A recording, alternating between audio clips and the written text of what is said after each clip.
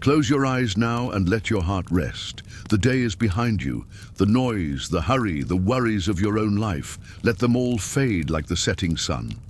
We're going to walk together into a very old story, one filled with peace, trust, and the quiet strength that only God can give. It is the story of Daniel. Daniel lived long ago, in a time when kings ruled vast empires, when the world was filled with uncertainty and change. Yet in the middle of it all, Daniel discovered the calm and unshakable presence of God. His life became a song of trust, a gentle testimony that even in the darkest night we are never alone. As you listen, imagine that the night around you is the same night Daniel once knew. Imagine the desert winds moving softly through the trees, the stars watching silently above, and the deep stillness that rests upon the earth after the day's heat. This is where Daniel's story begins, not in noise, but in quiet surrender to God. Daniel was only a young man when his life changed forever. He lived in the land of Judah, a place filled with hills and valleys, with songs of worship rising to the heavens. But one day, foreign soldiers came. They marched with their armor shining, carrying the orders of a mighty king, Nebuchadnezzar of Babylon. The people of Judah were taken far from their homes. Among them was Daniel, chosen for his wisdom, his strength, and his promise as a servant. In the king's palace, he was carried away to Babylon, far from the familiar, far from the temple, far from everything he had known. Imagine the long journey, dust rising on the desert road, the silence of hearts heavy with sorrow, the uncertainty of what lay ahead. Yet even there, in the quiet of his thoughts, Daniel whispered a prayer. He remembered the God of his fathers. He remembered the God who never leaves. And in that remembering, peace began to grow within him. Babylon was a place of wonder and strangeness. Towering walls stretched high into the sky. Palaces gleamed with gold. The air was filled with the sound of languages from many nations. For Daniel, it was overwhelming. Yet even in the grandeur of a foreign land, he did not forget who he was. He was a child of God. He was part of a story larger than kings and empires. And in the quiet of the night, when the stars shone above Babylon, just as they had above Judah, Daniel prayed. His prayers were not rushed. They were not filled with fear. They were gentle conversations with God, whispers of trust, moments of surrender. And slowly, as days turned into weeks, Daniel became known as a young man of wisdom and peace. Soon, Daniel and his friends were given food and wine from the king's own table. It was meant to honor them, to make them strong. But Daniel knew this food did not belong to the ways God had shown his people. It was a small test, yet for Daniel it was important. He asked kindly if he and his friends could eat only simple food, vegetables and water.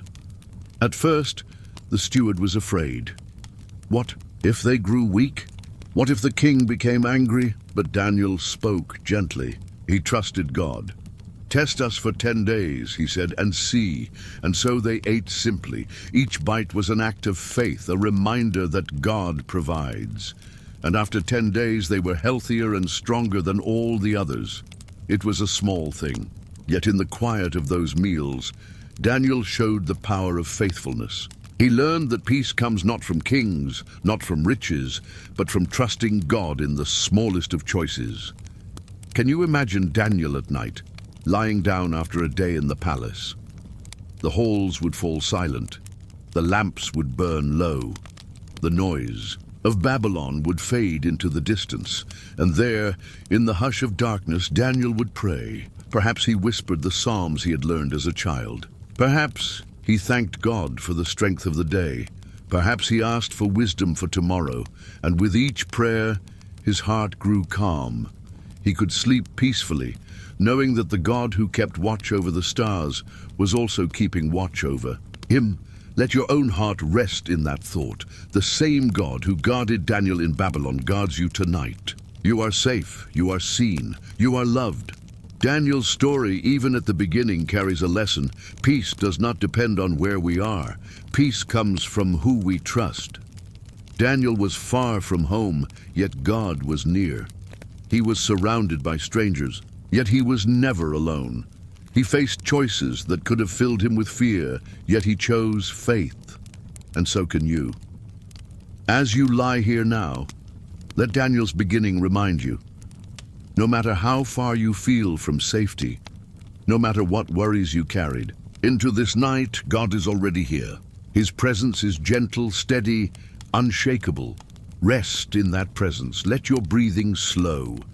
Let your heart find rhythm with the peace of God.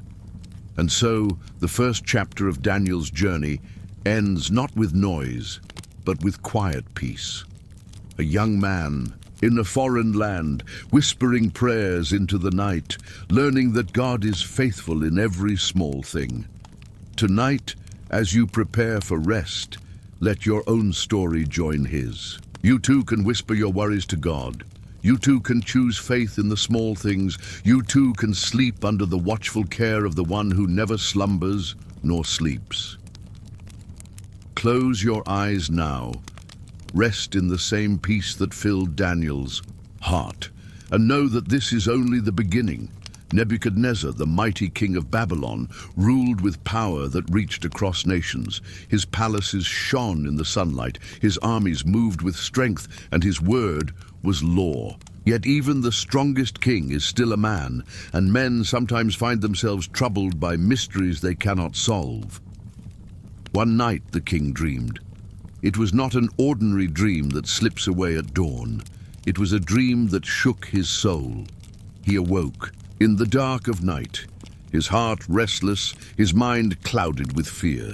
The stars glittered outside his window, yet he felt no peace. What did this dream mean? What was it trying to say? He called for the wise men of Babylon, the magicians, the astrologers, the counselors who studied the heavens and read omens in the stars. They came quickly, bowing low before their king. "Tell me my dream," Nebuchadnezzar demanded, "and give me its meaning." The wise men trembled. "O king, tell us what you dreamed, and we will explain it." But the king shook his head. "No, if you are truly wise, you must tell me both the dream itself and what it means. If you cannot, then you are nothing but liars, and I will put you to death." The wise men were filled with fear. "O king, no man on earth can do what you ask. Only the gods could reveal such a mystery, and they do not dwell among men." Nebuchadnezzar grew furious. His voice thundered through the palace, "If you cannot tell me, you shall all die." And so the decree went out. The wise men of Babylon were to be killed. Daniel heard the news. Imagine him standing quietly in the palace halls as the whispers spread. He was still a young man, a servant in training, yet already respected for his wisdom. When he learned of the king's command, he did not panic. He did not run. Instead, he sought out the captain of the guard and asked gently, "Why has the king issued such a harsh decree?" The captain explained, his face heavy with worry. Daniel listened, then bowed his head. "Give me a little time," he said, "and I will tell the king his dream and its meaning." How could he promise such a thing? Because Daniel knew where wisdom comes from. Not from books, not from the stars, not from the minds of men, but from God alone. That night, Daniel returned to his friends. Together they prayed. Picture the quiet room where they knelt. No rushing, no noise. Only whispers lifted to heaven. "Lord," they prayed, "have mercy on us. Reveal this mystery, save us from death, and show your power through us." Outside, Babylon slept, unaware of the danger. But inside that small room, a greater power was at work. And in the silence of the night, God answered. Daniel saw a vision. The dream of the king unfolded before his eyes, and the meaning became clear. When the vision ended, Daniel bowed low and whispered a song of praise. "Blessed be the name of God forever and ever, to whom belong wisdom and might. He changes times and seasons. He removes kings and sets up kings. He gives wisdom to the wise and knowledge to those who have understanding. He reveals deep and hidden things. He knows what is in the darkness, and the light dwells with him. With peace in his heart, Daniel went to the captain of the guard. "Do not harm the wise men of Babylon," he said. "Take me to the king, and I will tell him his dream." And so Daniel was brought before Nebuchadnezzar. The great king looked down at the young exile. His voice was heavy. "Are you able to tell me the dream I had and its meaning?" Daniel's eyes were steady, his voice calm. "No wise man, enchanter, magician, or astrologer can explain the mystery you have asked about, but there is a God in heaven who reveals mysteries. He has shown you, O king, what will happen in days to come." And then Daniel began to describe the dream. "You saw a great statue," he said, "shining and terrible in appearance. Its head was of gold, its chest and arms of silver, its belly and thighs of bronze, its legs of iron, and its feet of iron mixed with clay. As you looked, a stone was cut out, but not by human hands. It struck the statue on its feet of iron and clay, and the whole statue broke into pieces, scattered like chaff on the wind. Then the stone grew into a great mountain and filled the whole earth.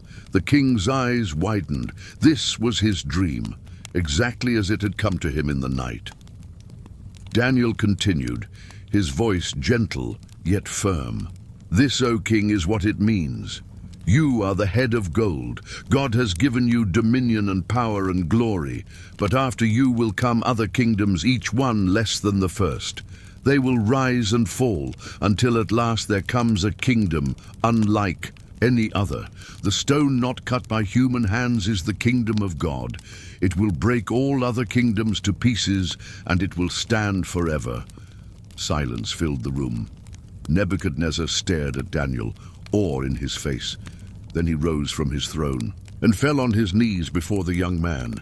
"Surely your God is the God of gods and the Lord of kings," he said, "and the revealer of mysteries."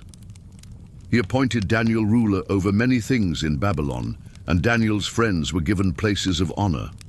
From that day, Daniel was known not only as a man of wisdom, but as a man whose God was greater than all others. And yet, what is most beautiful in this story is not the power, not the rewards, not the rise to honor. It is the quiet truth at the center. When Daniel faced a hopeless situation, he turned first to prayer. And in that prayer, God gave peace, wisdom, and deliverance. Imagine Daniel again that night, when the palace had fallen silent. The king was content, the city at rest. Daniel lay down to sleep, his heart filled with gratitude. He knew the future was still uncertain. More trials would come, yet he could rest in the same truth that carries you tonight. God is the revealer of mysteries. He holds tomorrow. He gives peace in the present moment. Let this thought rest in your own heart. You do not need to understand everything. You do not need to control tomorrow. You only need to rest in the God who does. Close your eyes, breathe slowly, and let peace settle over you.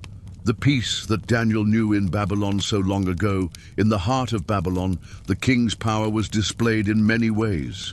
Nebuchadnezzar loved to show the greatness of his empire, with monuments that reached high into the sky, with gardens that bloomed in the desert, and with treasures gathered from every nation. But one day, he ordered something new, something that would test the faith of all who served him. The king commanded that a massive statue be built. It was covered in gold, shining so brightly that when the sun touched it, its glow could be seen for miles. It towered over the plain of Dura, a silent giant of power and pride. When the statue was finished, Nebuchadnezzar sent a command throughout the land.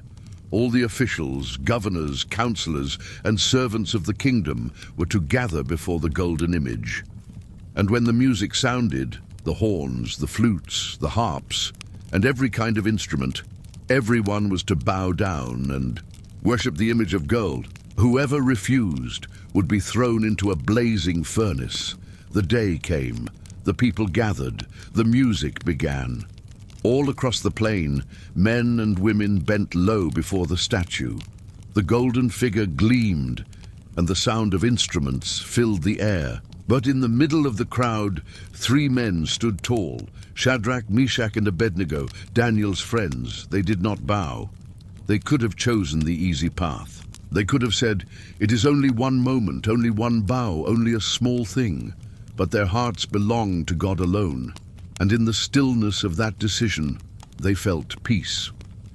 The news quickly reached the king. "O king," some of the men, and said, "There are 3 who do not obey your command. They do not worship your gods, nor bow before your image. They defy you openly." Nebuchadnezzar was furious. He ordered the 3 men to be brought before him.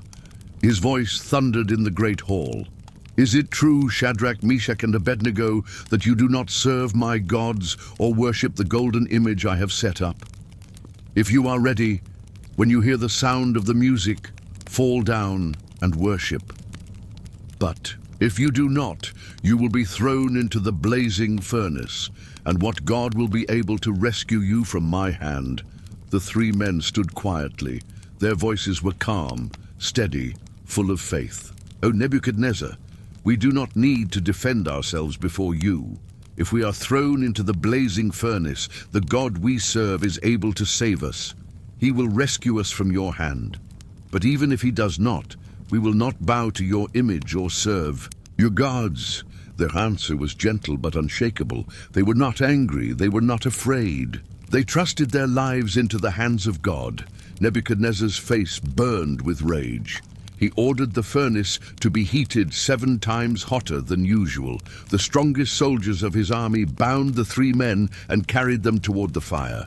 The flames roared like a storm, the heat so fierce that it killed the soldiers who threw them in. And the 3 men, still bound, fell into the heart of the fire. But then something happened that silenced the crowd. Nebuchadnezzar leapt to his feet in astonishment. His eyes widened as he peered into the flames. "Did we not throw 3 men into the fire?" he asked.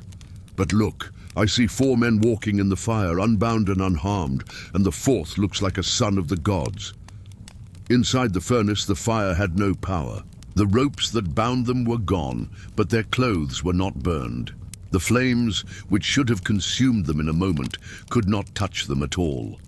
And there, in the middle of the fire, was the presence of another, a heavenly figure, shining with light and peace. Nebuchadnezzar approached the furnace as closely as he dared. His voice shook with awe. "Shadrach, Meshach, and Abednego, servants of the Most High God, come out." And so they stepped out from the fire. The crowd gathered close, staring in wonder. Their hair was not singed, their robes were untouched, there was not even the smell of smoke on them. The king lifted his voice. "Praise be to the God of Shadrach, Meshach, and Abednego, who sent his angel and rescued his servants.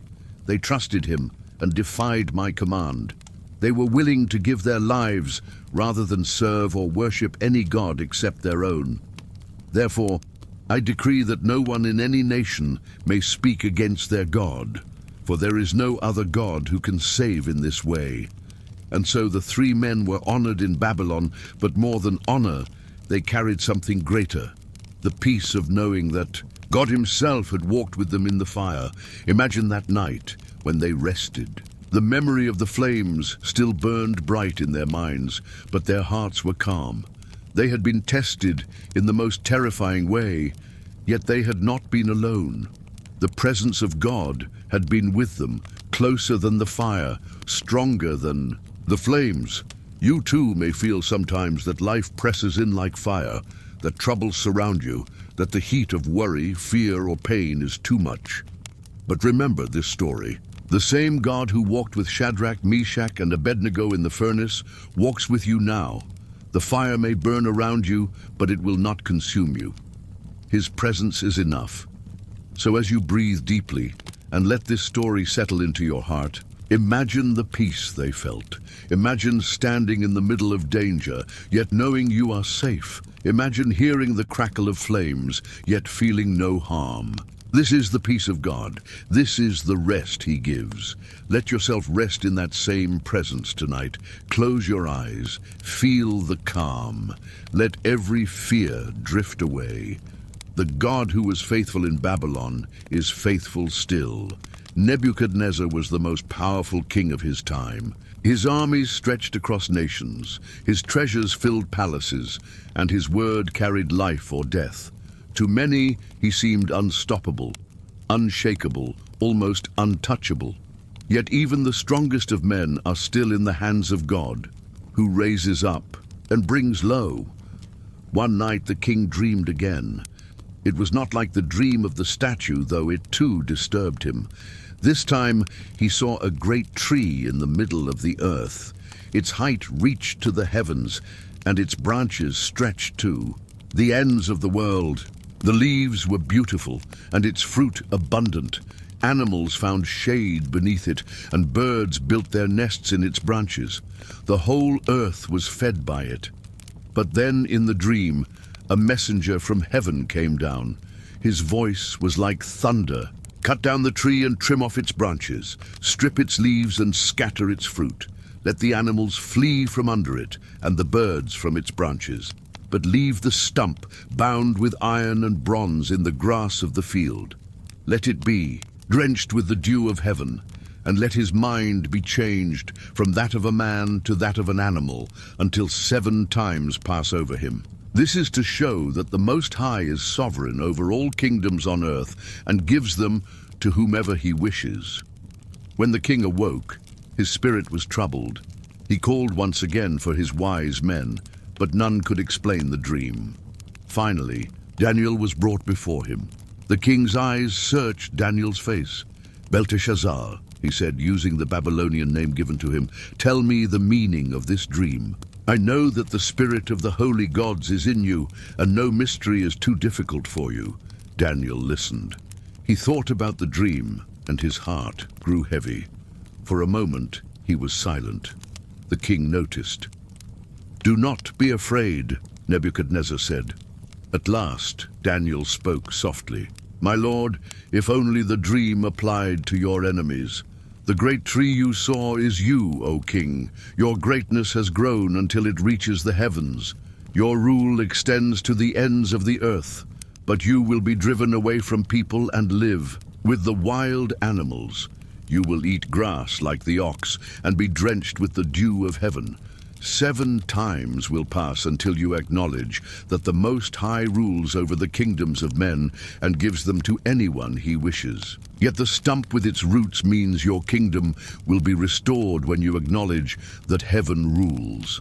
Therefore, O king, be pleased to accept my advice. Renounce your sins by doing what is right, and be kind to the oppressed. It may be that then your prosperity will continue." Nebuchadnezzar listened, but pride still lingered in his heart. A year passed. He walked upon the roof of his royal palace in Babylon. The sun shone on the great city, its walls strong, its gardens lush, its towers stretching high. The king looked out and said to himself, "Is not this the great Babylon I have built as the royal residence, by my mighty power and for the glory of my majesty?" Even as the words left his lips, a voice came from heaven. "This is what is decreed for you, King Nebuchadnezzar. Your royal authority has been taken from you. You will be driven away from people and live with the wild animals. You will eat grass like the ox until you acknowledge that the Most High is sovereign over the kingdoms of men." And so it happened. That very moment, the king lost his sanity. He was driven away from people. His hair grew long like eagle's feathers, and his nails like the claws of a bird. He wandered in the fields, eating grass, sleeping under the open sky, wet with the dew of morning. For a time, he was no longer a king but a broken man. Yet even there, even in humiliation, God's mercy was at work. The stump had been left.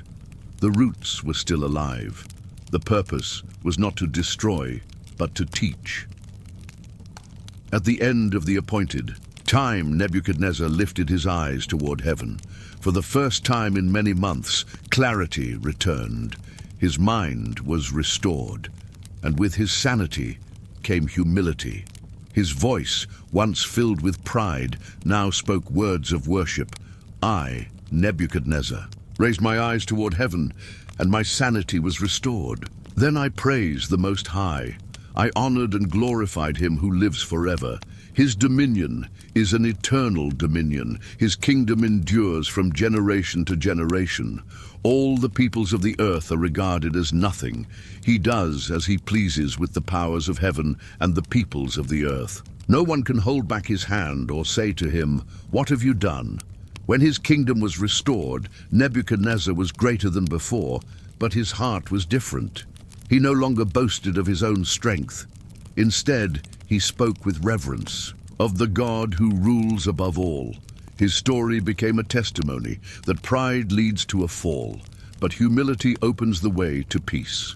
Imagine the king that night, no longer restless with dreams of fear, no longer pacing the palace with anxious pride. Instead, he lay in quietness, humbled yet grateful, aware that all his days rested in the hand of God. The garden still bloomed, the towers still stood, the city was still great, but his heart was new. He could rest in the knowledge that God alone rules forever, and you too can rest in that truth tonight. You do not need to carry the weight of control. You do not need to grasp tightly at power or cling to pride. You can release it, surrender it, let it go. The same God who humbled a king watches over you with mercy. His strength is enough, his kingdom unshakable, his love never failing. So close your eyes and let go of every burden. Whisper the words of Nebuchadnezzar's final confession. God's kingdom endures forever. Let them sink deep into your heart, bringing peace, bringing calm, bringing rest. Years passed, and Nebuchadnezzar was gone. Another king now sat upon the throne of Babylon. His name was Belshazzar, and though he held power in the city, his heart was far from the humility his predecessor had finally learned. Belshazzar lived for pleasure. He loved feasts and celebration, the sound of laughter and the taste of wine. One night, he held a banquet for 1,000 of his nobles. The great hall of the palace glittered with lamps. The tables were heavy with food, music echoed, and wine flowed freely. The king, filled with pride and careless joy, ordered that the golden and silver cups taken from the temple of God in Jerusalem be brought into the feast. These were holy vessels, set apart for worship, yet Belshazzar used them for his drinking. The nobles, the wives, and the concubines all drank from the sacred cups. They raised them high, praising the gods of gold and silver, of bronze and iron, of wood and stone. Their voices echoed in the palace, yet none of those gods could hear. None of them could see, none of them could save. And then, in that very moment, something happened that silenced the feast. A hand appeared, not a man, not a figure, just a hand, glowing with light, writing upon the plaster of the palace wall near the lampstand. The fingers moved slowly, deliberately, carving words that no one understood. The king froze, his laughter vanished, his face turned pale, his knees shook, and his strength left him. The nobles stared in terror. The music stopped. All that could be heard was the scratch of the hand upon the wall. When the writing was finished, the hand disappeared. But the words remained, glowing against the plaster. Belshazzar called desperately for his wise men, his enchanters, his astrologers. "Whoever can read this writing and tell me what it means," he declared, "will be clothed in purple and have a gold chain placed around his neck, and he will be made the third highest ruler in the kingdom." One by one, the wise men came forward. They gazed at the letters. They tried to read, tried to explain, but none could. Their silence filled the hall with fear. The king grew more and more afraid. His nobles whispered in panic. Then the queen, hearing the commotion, entered the banquet hall. She bowed and spoke calmly. "O king, live forever. Do not be alarmed. There is a man in your kingdom who has the spirit of the holy God in him. In the days of your father Nebuchadnezzar, he was found to have insight and wisdom like that of the gods. This man, Daniel, was appointed chief of the wise men. Call for him, and he will tell you what the writing means." So Daniel was summoned. He was older now, a man seasoned by years of faith and service. He walked into the great hall where the nobles trembled and the king sat pale with fear. The glowing words still shone upon the wall. Belshazzar spoke quickly. "Are you Daniel, one of the exiles my father brought from Judah? I have heard that you have the spirit of the gods in you, that you have wisdom and understanding. If you can read this writing and tell me what it means, you will be clothed in purple, a gold chain placed around your neck, and you will be made the third highest ruler in the kingdom." Daniel's voice was steady, quiet, unshaken.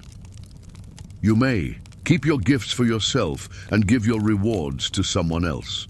Nevertheless, I will read the writing for the king and tell him what it means." Then Daniel reminded Belshazzar of the story he had ignored. "O king, the Most High God gave your father Nebuchadnezzar sovereignty, greatness, glory, and majesty. All nations feared him. But when his heart became proud and arrogant, he was brought low. He lost his throne and his sanity until he acknowledged that the Most High God rules over the kingdoms of men and sets over them anyone he wishes. But you, Belshazzar, have not humbled yourself, though you knew all this. Instead, you have set yourself against the Lord of heaven. You brought the vessels from his temple and drank from them. You praised gods of silver and gold, which cannot see or hear or understand. But you did not honor the God who holds in his your life and all your ways. Therefore he sent the hand that wrote the inscription." Daniel turned his gaze to the glowing words. He read them slowly. "Mene, mene, tekel, parsin." "This is what these words mean," Daniel explained. "Mene, God has numbered the days of your reign and brought it to an end. Tekel, you have been weighed on the scales and found wanting. Pairs, your kingdom is divided and given to the Medes and Persians." The room was silent. The writing remained, but its meaning was now clear. The judgment was final. That very night, the prophecy came true. Belshazzar's reign ended. The city fell into the hands of the Medes and Persians. The golden empire of Babylon passed away just as the dream of the statue had foretold long ago. But Daniel lived on.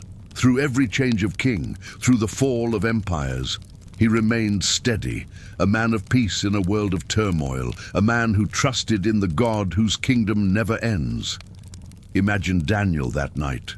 While others trembled, he rested. The world shifted around him, but his heart was calm. He knew that kings rise and fall, but God remains. His wisdom, his strength, his peace, they are eternal. And tonight as you rest, you can share in that same peace. The kingdoms of this world may come and go. Life may change suddenly, as it did for Belshazzar. But God's hand still writes. His kingdom still endures. His care still surrounds you. You are safe in him. Close your eyes now. Let every worry fade. Let the story remind you that God's judgment is true, his power is certain, and his love is steady. Sleep in his presence, just as Daniel did, trusting that tomorrow rests in his hands. Darius the Mede became king after the fall of Babylon. He reorganized the kingdom, placing 120 satraps over the provinces and setting 3 administrators above them. And among those 3 was Daniel. Daniel was no longer a young man. His hair had silvered with years, but his wisdom and faith had only grown stronger. His honesty, his integrity, and his devotion to God set him apart. The king noticed, and soon Daniel distinguished himself so greatly that Darius planned to set him over the whole kingdom. But envy is a sharp seed. The other administrators and satraps looked at Daniel with jealousy. They could find no fault in him, no corruption, no negligence. He was trustworthy and faithful in all he did. And so they said to one another, "We will never find any basis for charges against this man Daniel unless it has something to do with the law of his God." And they began to plot. They came before King Darius with flattering words. "O king, live forever. The royal administrators, prefects, satraps, advisors, and governors have all agreed that the king should issue an edict and enforce the decree that anyone who prays to any god or man during the next 30 days, except to you, O king, shall be thrown into the den of lions. Now, O king, issue the decree and put it in writing so that it cannot be altered, in accordance with the law of the Medes and Persians, which cannot be repealed." The king, not realizing the trap, agreed. He signed the decree. But Daniel, when he learned that the decree had been published, went home to his upstairs room. The windows opened toward Jerusalem. 3 times a day, as he had always done, he knelt down, prayed, and gave thanks to God. The conspirators were watching. They found him on his knees, praying and asking God for help. With eager steps, they went to the king. "Did you not publish a decree that during the next 30 days, anyone who prays to any god or man except to you, O king, would be thrown into the lion's den?" "Yes," the king replied, "according to the law of the Medes and Persians, which cannot be repealed." "Then Daniel," they said, "one of the exiles from Judah pays no attention to you, O king, or to the decree you put in writing. He still prays 3 times a day." The words struck the king like a blow. He valued Daniel, trusted him, and suddenly saw the truth. He had been deceived. All day long the king tried to find a way to rescue Daniel, but the law could not be changed. The schemers pressed him, saying, "Remember, O king, that according to the law of the Medes and Persians, no decree or edict that the king issues can be changed." So the king gave the order. Daniel was brought and thrown into the den of lions. But before the stone was placed over the mouth of the den, Darius spoke to him with sorrow. "May your God, whom you serve continually, rescue you." The stone was brought, laid over the entrance, and sealed with the king's own signet and the signets of his nobles, so that Daniel's situation might not be changed. Then the king returned to his palace. He refused food. He could not sleep. No music could soothe him. His heart was heavy with regret and fear. At the first light of dawn, the king hurried to the lion's den. As he came near, his voice rang out with anxious hope. "Daniel, servant of the living God, has your God, whom you serve continually, been able to rescue you from the lions?" And from the darkness came a calm, steady voice. "O king, live forever. My God sent his angel, and he shut the mouths of the lions. They have not hurt me, because I was found innocent in his sight, nor have I done any wrong before you, O king." The king's face lit with joy. He gave orders to lift Daniel out of the den. No wound was found on him, for he had trusted in his God. Then the king gave another command. Those men who had falsely accused Daniel were brought and thrown into the lion's den, along with their families. Before they reached the floor, the lions overpowered them, and Darius the king wrote to all the peoples, nations, and men of every language throughout the land, "May you prosper greatly. I issue a decree that in every part of my kingdom people must fear and reverence the God of Daniel, for he is the living God, and he endures forever. His kingdom will not be destroyed, his dominion will never end. He rescues and he saves. He performs signs and wonders in the heavens and on the earth. He has rescued Daniel from the power of the lions, and Daniel prospered during the reign of Darius, and also Cyrus the Persian. That night, after the trial of the lions, Daniel surely rested with deep peace. His heart was steady, not because life was without danger, but because he knew who held him safe.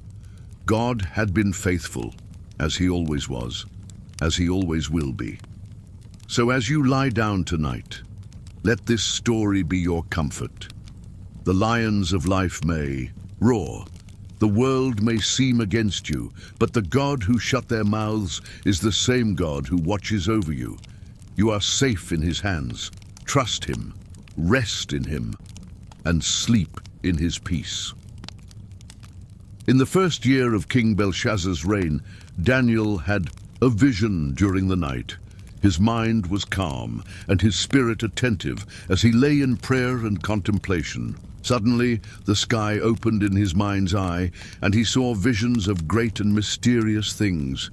4 winds of heaven stirred the great sea, and from it rose 4 mighty beasts, each different from the other. The first was like a lion, and it had eagle's wings. Daniel watched as its wings were torn off, and it was lifted from the ground to stand like a man, given a human heart. Then another beast appeared, like a bear. It raised itself on one side, and it had 3 ribs in its mouth between its teeth. Daniel understood that it was commanded to devour much flesh. The third beast was like a leopard, with 4 wings of a bird upon its back, and it had 4 heads. Authority was given to it. It moved swiftly and conquered all in its path. The 4th beast was terrifying, powerful, and unlike the others. It had great iron teeth, devouring and crushing its victims. 10 horns grew from its head, and among them another small horn came up, uprooting 3 of the others. It had eyes like a man, and a mouth speaking arrogant words.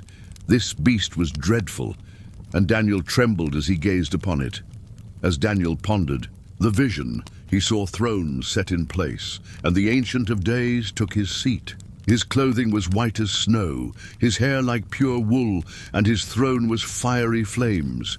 The court was assembled and books were opened.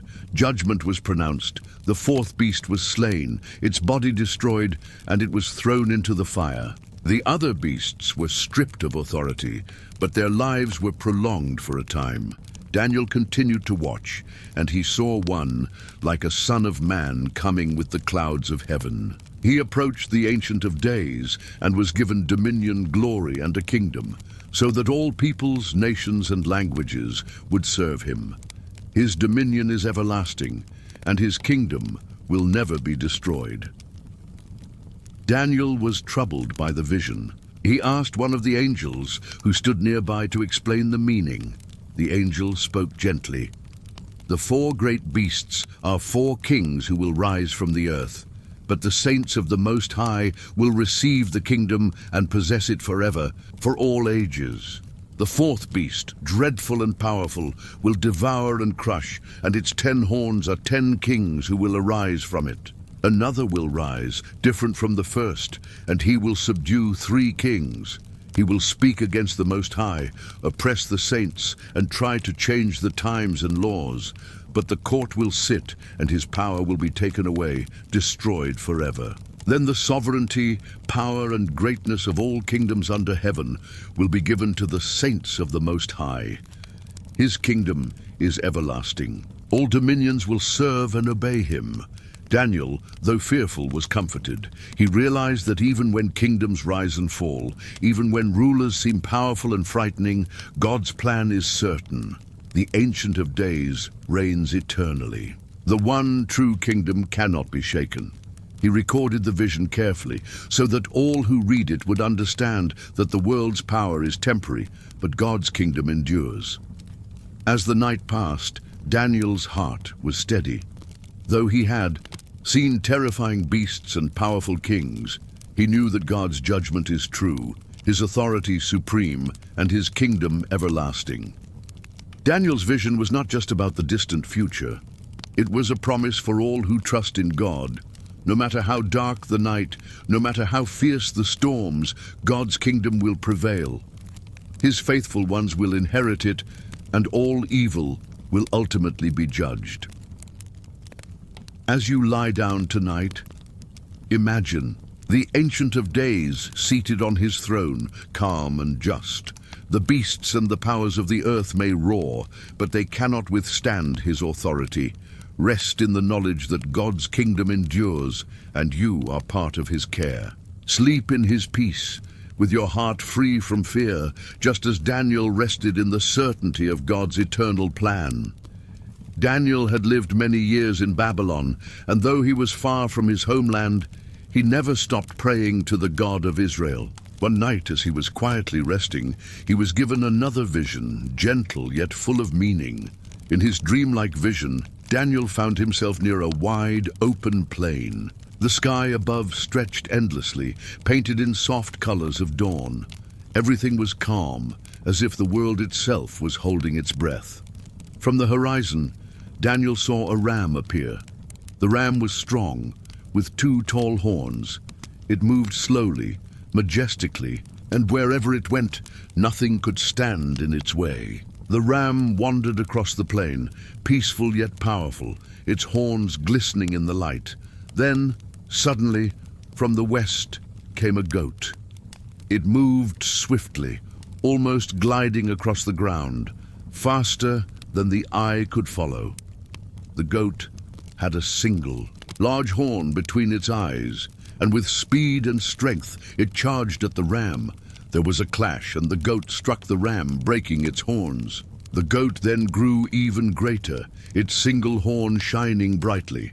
For a moment the goat seemed unstoppable, but then its great horn broke, and in its place 4 new horns appeared, spreading in different directions. From one of these came a smaller horn, which grew larger and larger, reaching upward to the heavens, proud and defiant. Daniel watched in silence. He did not feel fear, only wonder. He knew that these were not ordinary animals.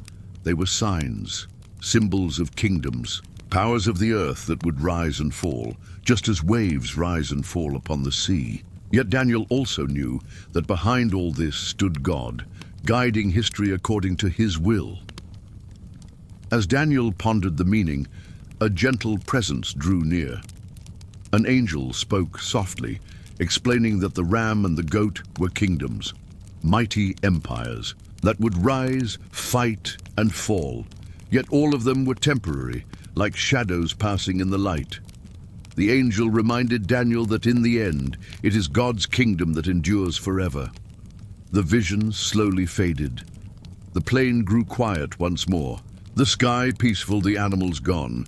Daniel was left with a deep sense of calm. Though nations may clash and powers may come and go, the hand of God remains steady. And in that truth, Daniel found peace, and so can we. As you drift to sleep, remember this vision. Like Daniel, you may see the noise of the world, the struggles, the conflicts, the rushing of life. But above it all, God is in control. His kingdom is unshakable, his peace unending. Rest tonight with trust, for the future is in his hands. Daniel was now an old man. He had served under many kings, seen kingdoms rise and fall, and endured the trials of exile. Through all the years, he had remained faithful to God. And one day, in his later years, God gave Daniel one final vision. Gentle, mysterious, and full of hope, Daniel was by a quiet river. The water flowed calmly, sparkling in the sunlight. The air was still, and Daniel felt a deep peace. Suddenly, he lifted his eyes and saw a figure standing above the waters. It was radiant, clothed in linen, with a face shining like lightning, and eyes like fire. His voice was like the sound of many waters, mighty yet soothing. Daniel trembled, not from fear, but from awe. As he listened, the figure spoke of times to come, times of struggle, of kingdoms rising and falling, of challenges for God's people. The words were mysterious, filled with images of battles and trials, yet woven into every word was a promise. These things would not last forever. God had already set a limit, a time when all sorrow would end. Daniel saw glimpses of angels moving, with purpose, guarding God's people. He heard promises of deliverance, of resurrection, of everlasting life for those who remained faithful. The vision was not only about the world's troubles, but about God's final victory. Though some things were hard to understand, Daniel felt peace settle over him like a soft blanket. The angel told him gently, "Go your way, Daniel. Rest, for at the end of days, You will rise to your inheritance." Those words filled Daniel's heart with calm.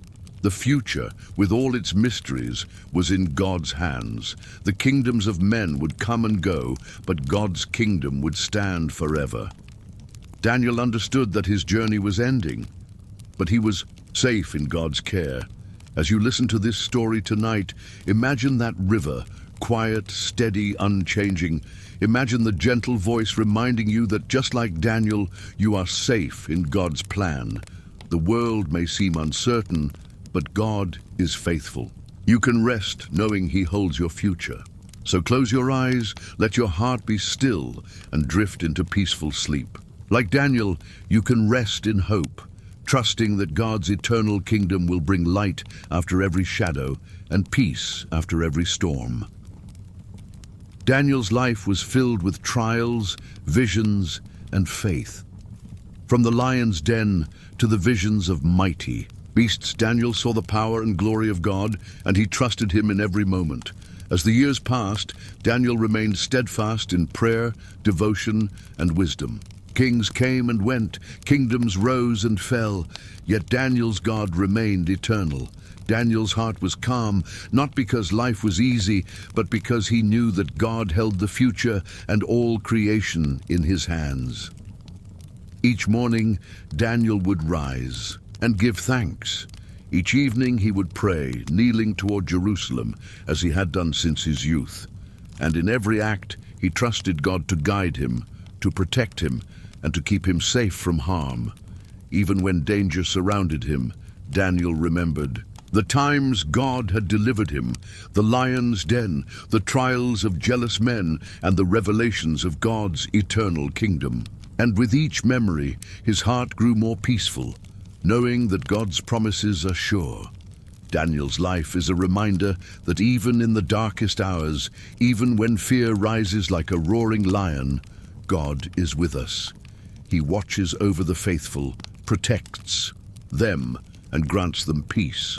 Sleep like Daniel, with your heart quiet and your spirit safe, knowing that God's hand is over all things. The world may seem uncertain, but the Creator of heaven and earth is unchanging. He gives strength to the weary, hope to the anxious, and rest to the tired. Just as Daniel rested with confidence, you can lay down your worries tonight and sleep peacefully.